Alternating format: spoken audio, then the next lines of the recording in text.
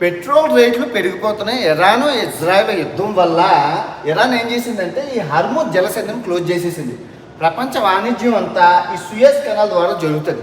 కానీ ఈ అరబ్ కంట్రీలు ఏవైతే ఉన్నాయో సౌదీ, కువైటు, ఒమాను, ఖతారు, ఇరాన్ నుంచి వచ్చే క్రూడ్ ఆయిల్ ఈ ఏషియాకు అమ్ముకుంటుంది ఈ హర్ముజ్ జలసంధి ద్వారా.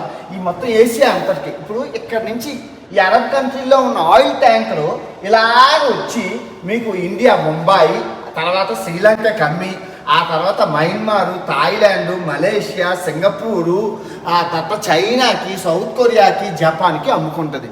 ఇప్పుడు ఇది క్లోజ్ చేసేయడం వల్ల విపరీతంగా ఆయిల్ రేట్లు ఏవైతే ఉన్నాయో అవి పెరిగిపోతాయి. చూడండి, యుద్ధాల వల్ల ఎవరికీ లాభం లేదు, అందరికీ నష్టాలే. ఈ ఇరాను ఇజ్రాయెల్ కొట్టుకోవడం ఏంటి, మధ్యలో పెద్దాన్ని అమెరికా వచ్చి బాంబులు వేయడం ఏంటి, ఈ జలసంధి క్లోజ్ చేసిన ఏంటి, మనకు నష్టాలు కలగడం ఏంటి, హీరో విలను కొట్టుకొని కమీడియన్ చంపిస్తున్నట్లు వాళ్ళిద్దరూ కొట్టుకొని మన ప్రపంచానికి ఎంత నష్టం చూడండి. పెట్రోలు, డీజిలు అమాంతంగా పెరిగిపోతాయి. ఎప్పుడు మరి ఓపెన్ చేస్తారో బేగా ఓపెన్ చేయాలని కోరుకుందాం. భారతదేశం, ఆసియా దేశాలన్నీ బాగుపడాలని కోరుకుందాం.